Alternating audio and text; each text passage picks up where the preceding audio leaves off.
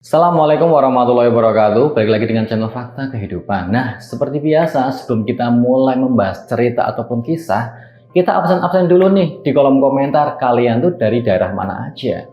Nah, selalu kita doakan buat kalian semua yang nonton, semoga dipanjangkan umurnya, dimudahkan rezekinya, dan dimudahkan segala urusannya. Nah, kali ini tuh kita akan menceritakan sebuah kisah dari subscriber kita yang udah ngirimin ceritanya nih kemarin. Dia tuh menceritakan bahwasanya dia pernah mempergoki, melihat dengan mata kepalanya sendiri ibunya mesra-mesraan dengan pacarnya. Ada seorang ibu mesra-mesraan dengan pacar anaknya sendiri. Pasti banyak banget dong yang penasaran. Nggak usah lama-lama lagi, kita masuk ke ceritanya.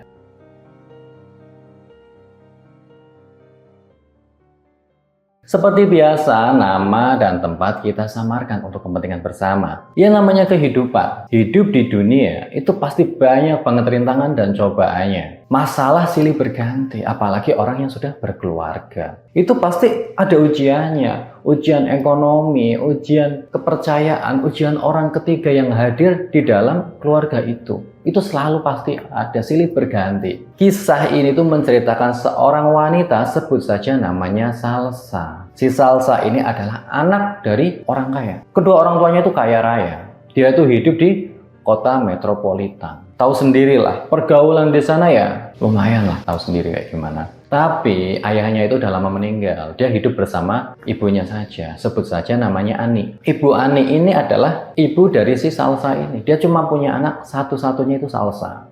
Jadi ya Salsa dimanja. Apapun keinginannya dia diberikan. Apapun yang dia bisa, dia ingin memberikan yang terbaik untuk si Salsa ini. Nah, pada suatu ketika si Salsa ini udah punya pacar atau punya cowok. Namanya Dion. Dion ini ya termasuk orang kaya. Sama kayak si Salsa ini. Dia ya udah ganteng, gagah pula. Dia adalah seorang pria yang udah mapan lah istilahnya gitu. Dari keluarga yang terpandang. Nah, jadi bibit bebet bobotnya pun udah pasti bagus. Si Salsa ini milihnya. Mereka itu udah pacaran itu hampir 6 bulan lamanya. Pada suatu ketika, si Salsa itu tuh mengajak Dion berkenalan dengan si Ibu Ani, ibunya sendiri ini. Nah, saat si Dion dibawa pulang sama si Salsa buat bertemu dengan ibunya, Dion tuh terpesona dengan wajah atau perawakannya si ibunya itu, Ibu Ani. Ibu Ani masih muda, masih cantik. Bahkan sama si Salsa itu pun hampir kayak kakak adik aja. Tidak terlihat seperti ibu-ibu. Karena memang si Salsanya pun cantik gitu loh. Kelihatan bahwa kecantikannya si Salsa itu diturunkan dari ibunya yang cantik. Si Dion terpesona dengan ibunya si Salsa ini, Ibu Ani. Mereka berjabat tangan lalu memperkenalkan diri bahwasanya saya Dion, saya temannya si Salsa. Oh ya udah, masuk. Disuruh masuk sama Ibu Ani. Duduklah mereka. Nah, si Salsa ini memperkenalkan Dion kepada orang tuanya atau ibunya ini.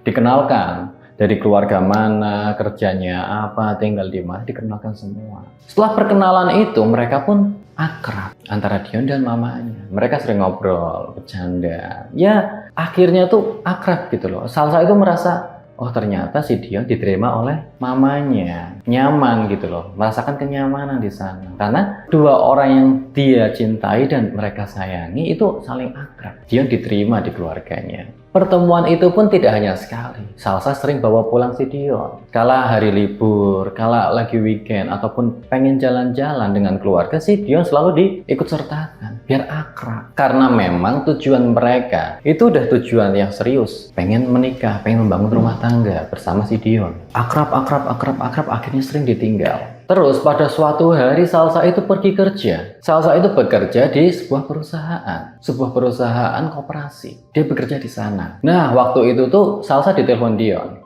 Halo sayang, kamu di rumah nggak? Aku bawa oleh-oleh nih. Kata si Dion. Waduh, aku lagi kerja nih. Aku pulangnya sore. Gimana nanti sore aja kita ketemunya? Aduh, kalau nanti sore aku nggak bisa. Aku ada acara. Gimana kalau aku antarkan aja ke rumah? Kata si Dion menawarkan. Dia tuh mau nganterin oleh-olehnya itu langsung ke rumah aja. Oh ya udah, ke rumah aja nggak apa-apa. Toh di rumah juga ada mama. Kata si Salsa. Akhirnya si Dion itu membawa oleh-olehnya ke rumah. Diketuklah pintunya rumahnya si Salsa. Nah, seperti biasa yang nyambut dan yang buka pintu adalah mamanya si Salsa itu, Ibu Ani. Dibuka pintunya. Oh, Nak Dion, Maaf nak Dion, salsanya lagi kerja. Gimana, ada apa? Oh enggak nih tante, aku ada oleh-oleh buat tante sama salsa. Oh terima kasih. Ya udah masuk dulu, masuk. Disuruh masuk si Dion. Enggak tante, aku juga buru-buru soalnya. Aku ada acara. Ya udah sebentar aja, duduk dulu, minum dulu. Akhirnya dipaksa suruh masuk. Masuklah di sana. Duduklah si Dion di sofa. Ibu Ani mengambil minuman, dibikinin teh buat si Dion, di bawah tehnya. Silahkan minum Dion, kata si Ibu Ani itu. Ibu Ani duduknya di sampingnya Dion sambil ngobrol. Ngobrol deket, tiba-tiba si Dion ngomong, tante di sini nggak bosan sendirian? Kata si Dion, wah enggak lah, kan ibu sama bibi juga di sini. Di rumahnya si Salsa ini ada seorang pembantu atau ya asisten rumah tangga yang biasa bareng sama si Ibu Ani. Tapi keadaan itu si bibi masih ada di belakang lagi masak. Dion itu memang menaruh simpati atau perhatian lebih sama si ibunya si Salsa ini, Ibu Ani. Merambat tapi pasti si Dion itu pegang tangannya si Ibu Ani sambil mengerayu. Ibu umur berapa ya kok masih cantik banget kayak gini, kata si Dion. Si Ibu Ani pun terkejut karena dia tuh nggak pernah dipegang oleh seorang pria karena ya suaminya udah lama meninggal dan nggak pernah dipegang atau disentuh oleh pria lain. Dia ngerasa getaran-getaran itu juga. Dia tuh ngomong malu-malu, ibu umurnya sekitar 38-an gitu, kata si Ibu Ani. Dion terus ngerayu, memuji kecantikannya si Ibu Ani ini. Bu, ibu tuh masih cantik loh bu, masih bagus badannya. Ibu nggak pengen gitu punya cowok lagi atau punya pacar atau punya suami lagi, kata si Dion. Ya pengen, cuman kan ya saya punya anak. Kalau saya mau nikah pun harus ada persetujuan dari anak, kata si Ibu Ani. Ya ibu pasti udah lama banget ya nggak disentuh sama seorang pria. Sambil tangannya Dion itu merembet, megang tangannya si Ibu Ani ini. Merayu, terus dirayu terus. Akhirnya dirayu, akhirnya luluh juga tenang. Akhirnya pelan-pelan tapi pasti si Dion tuh merangkul tubuhnya Ibu Ani. Ibu Ani merasakan kenyamanan, merasakan kehangatan seorang pria di sana. Seneng gitu, perasaan greget-greget yang dulu udah lama banget tidak dirasakan karena setelah kepergian atau kematian suaminya itu. Setelah itu lagi nyaman-nyamannya berpelukan, mereka terdengar suara bibi atau pembantunya si Salsa itu yang di rumahnya Salsa. Mereka pun melepaskan rangkulan itu. Setelah itu si Dion pun berpamitan pergi. Akhirnya pulang. Tidak sampai di situ saja, Ibu Ani, kala si Salsa pergi, itu si Dion sering datang. Kadang Dion datang sendiri ataupun si Ibu Ani memanggil si Dion untuk datang. Karena dia tuh masih merasakan kenyamanan itu, berpelukan. Dan akhirnya itu tidak terjadi hanya satu kali, sering kali. Kala si Salsa lagi pergi, Dion dan si Ibu Ani itu sering berduaan. Kadang-kadang juga sering pergi bareng gitu. Entah itu alasan mau kemana, ke supermarket untuk belanja, itu sering ditemani sama si Dion. Dion juga sering main ke rumahnya si Salsa tanpa sepengetahuan si Salsa untuk bertemu dengan Bu Ani ini. Hingga akhirnya pada suatu hari, si Salsa itu pulang awal tanpa memberitahu si ibunya, Ibu Ani. Dia pulang, masuk ke rumahnya. Nah, saat Salsa masuk ke rumahnya di pekarangan itu lihat ada mobilnya Dion. Loh, kok ada Dion di rumah? Ada apa ini? Tanya si Salsa. Jangan-jangan si Dion tuh mau ngasih kejutan atau surprise sama si Salsa ini. Akhirnya Salsa pun masuk ke rumah tanpa mengetuk pintu dulu. Tapi kok kosong, nggak ada orang. Hanya pintu kamarnya mamanya aja yang tertutup di sana. Ada apa ini? Terus Dion di mana? Pikirannya udah kalang kabut. Di sana tuh udah nggak karuan pikirannya si Salsa ini. Memikirkan apa yang sebenarnya terjadi. Didobraklah pintunya. Pintu kamarnya si mamanya itu. Nah, bisa dilihat dan bisa ditebak apa yang sedang dilakukan si Dion sama si mamanya itu.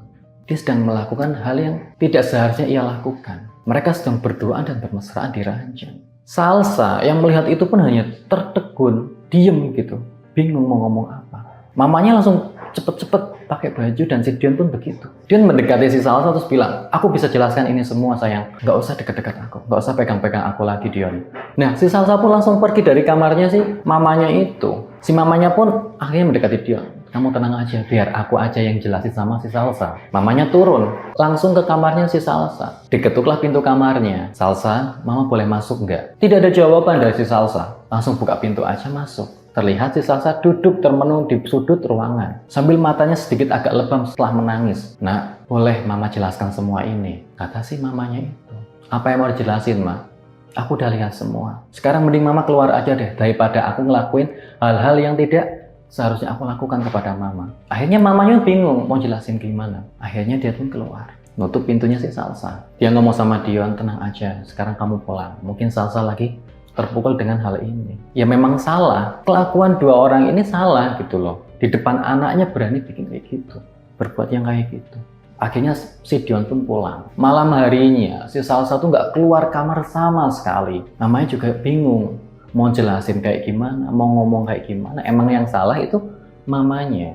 Si Salsa tuh malam itu udah pikirannya kemana-mana. Aku harus bagaimana lagi. Si Salsa pun akhirnya memutuskan untuk kabur dari rumah tanpa membawa sedikit pun peralatan atau fasilitas yang diberikan oleh kedua orang tuanya itu. Dia kabur cuma bawa HP dan dompetnya aja. Dia lewat pintu belakang. Nah, dia pun pergi malam itu. Dia nggak tahu harus kemana.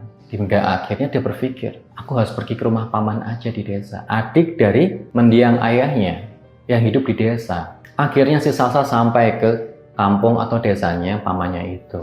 Di sana udah sepi banget, udah nggak ada kendaraan, udah nggak ada lagi orang melakukan kegiatan-kegiatan pada umumnya. Salsa pun mengetuk pintu rumahnya pamannya itu. Dan ternyata yang bukain pintu adalah bibinya, istri dari pamannya. Loh, Salsa? Ada apa Salsa? Melihat mukanya si Salsa itu udah kelihatan banget bahwa Salsa lagi ada masalah. Tiba-tiba si Salsa memeluk bibinya itu. Akhirnya bibinya pun membawa masuk si Salsa. Dan Salsa pun menceritakan di sana. Diceritakan semua segala masalahnya. Akhirnya si bibinya dan si pamannya yang mendengarkan itu tidak bisa berespon atau tidak bisa memberikan apapun. Dia malah nyuruh, ya udah Salsa istirahat aja dulu ya. Tidur dulu di sini untuk sementara. Kasih pamannya itu. Bahwasanya si pamannya tahu apapun nasihat yang akan diberikan buat Salsa, buat saat ini Salsa tidak bisa menerimanya. Karena masih kecewa dengan apa yang dilakukan oleh orang tuanya itu. Akhirnya pamannya menyuruh Salsa untuk istirahat dulu dan tinggal sementara di rumah pamannya. Nah, setelah pagi harinya Salsa pun keluar untuk jalan-jalan. Pemandangan di desa dan keramahan orang-orang desa itu tuh bikin Salsa itu sejenak meninggalkan atau melupakan masalah-masalahnya bersama Dion dan ibunya itu. Dia merasakan kenyamanan. Dia tuh ngerasa enak gitu, seger. Pemandangan-pemandangan yang bagus ini tuh dia tidak dapatkan di kota. Dan udara yang sejuk tanpa polusi itu sangat bikin hati dan pikiran si Salsa itu jadi tenang. Salsa pun membantu pamannya dan bibinya itu untuk bercocok tanam di ladang. Dengan sesekali si Salsa itu memberikan makan kepada ternak-ternak si bibinya itu dan pamannya. Dia merasakan ketenangan, kenyamanan di desa. Dia sejenak melupakan hal-hal dan masalah-masalahnya sekarang di kota. Hari demi hari, minggu demi minggu, udah terlewati si Salsa di rumah bibi dan pamannya itu. Tanpa sepengetahuan orang tuanya. Mungkin sekarang orang tuanya lagi kalang kabut nyariin dia. Ya Salsa udah gak peduli. Akhirnya pamannya ngomong, Salsa, kalau paman boleh ngomong, boleh ngasih nasihat sama kamu, setidaknya kamu tuh selesaikan masalah kamu dengan orang tua kamu, ibumu itu. Apa yang harus aku jelaskan lagi, Paman? Aku udah kecewa berat sama Mama. Tidak sepantasnya Mama melakukan hal itu kepada anaknya sendiri. Apakah masih pantas, Mama, aku panggil orang tua dengan terjadinya hal seperti ini? Kata si Salsa. Ya Salsa penuh dengan kecewaan, penuh dengan rasa marah dan emosinya kepada orang tuanya dan Dion itu. Tega-teganya orang tua dan pacarnya sendiri melakukan hal itu di rumahnya sendiri. Dan di belakang Salsa. Pamannya cuma memberikan nasihat, seberat apapun itu Salsa dan sejauh apapun kamu berlari, kamu tetap ada darah dagingnya dari orang tuamu. Dia tetap orang tuamu. Jadi apabila kamu pengen menyelesaikan masalah ini, ya datang dan selesaikan. Baru kamu bisa hidup tenang. Nasihat si paman ini memang ada benernya. Selama ini masalahnya belum selesai, itu bikin si Salsa itu sering kepikiran terus. Akhirnya Salsa pun memenuhi saran si pamannya itu. Salsa menemui orang tuanya di kota. Datanglah si Salsa ke sana, ketemu sama orang tuanya. Diketuk pintu rumahnya, yang dibuka adalah ibunya langsung. Dia ingin memeluk si Salsa karena kebahagiaan melihat anaknya udah pulang lagi. Salsa langsung melepaskan pelukan mamanya itu. Nggak usah sentuh-sentuh aku lagi, Ma. Aku pengen ngomong. Aku datang ke sini untuk menyelesaikan semua masalah kita, kata si Salsa. Mama yang terkejut. Ya mau gimana lagi, ini harus diselesaikan. Ya udah masuk dulu, Nak. Ayah disuruh masuk. Si Salsa sama si mamanya itu. Duduklah si Salsa sama si mamanya itu. Salsa mengutarakan segala kekecewaannya, bentuk kekecewaannya dan sakit hatinya terhadap mamanya. Begitu teganya mamanya mengkhianati anaknya sendiri. Itu diutarakan semua, diomongin semua sambil menangis si Salsa. Ibunya yang mendengarkan pun hanya diam. Mama minta maaf nak, mama hilaf. Mama akui semua kesalahan mama. Mama tidak akan mengulangi hal itu lagi. Kata si mamanya Salsa. Salsa juga ngomong, aku udah merelakan kok ma. Aku udah mencoba mengikhlaskan semua apa yang terjadi di antara kita. Sekarang aku udah putus dengan si Dio. Aku tidak mau lagi berhubungan dengan si Dio. Sekarang terserah mama. Apabila mama ingin melanjutkan hubungan mama dengan si Dion, aku serahkan semua. Tapi maaf ma, aku tidak bisa tinggal lagi dengan mama. Rasa sakitku masih terasa. Aku ingin tinggal di desa bersama paman. Akhirnya si mamanya pun nggak bisa ngomong apa-apa lagi di sana. Karena dia yang salah, dia yang memulai permasalahan ini semua. Mamanya cuma diem aja. Salsa akhirnya berpamitan pergi, pulang ke rumah pamannya. Di sana, Salsa itu menceritakan semua apa yang terjadi dan pertemuannya dengan si mamanya itu. Dan si pamannya dan bibinya itu merasa ya, nggak apa-apa, tidak keberatan apabila si Salsa mau tinggal di rumahnya si pamannya itu, di gubuk pamannya itu di desa. Dan akhirnya si Salsa ini pun akhirnya memulai kehidupan barunya di desa bersama bibi dan pamannya. Kekecewaan memang sangatlah berat dan sangatlah sakit untuk dirasakan. Apalagi sumber kekecewaan itu adalah dari orang-orang terkasih dan orang terpercaya kita yang tega melakukan pengkhianatan tersendiri dengan diri kita. Pasti rasanya sangat sakit. Nah, demikianlah kisah si Salsa. Semoga kita semua dapat mengambil hikmah dan nilai-nilai penting kehidupan di dalamnya untuk dijadikan contoh pada kehidupan kita. Nah, bagi kalian yang pengen ngirimin kritik-kritik dan saran yang membangun untuk kami, kalian bisa tuliskan di kolom komentar. Dan kalian juga yang mau ngirimin kisah-kisah dan cerita-cerita menarik yang ingin dibawakan oleh kami, kalian bisa kirimkan lewat WA atau Instagram di bawah ini. Nah, sekian dari saya. Tunggu video-video berikutnya. Tetap dukung channel kami dengan cara like, komen, dan subscribe. Sekian dari saya. Wassalamualaikum warahmatullahi wabarakatuh.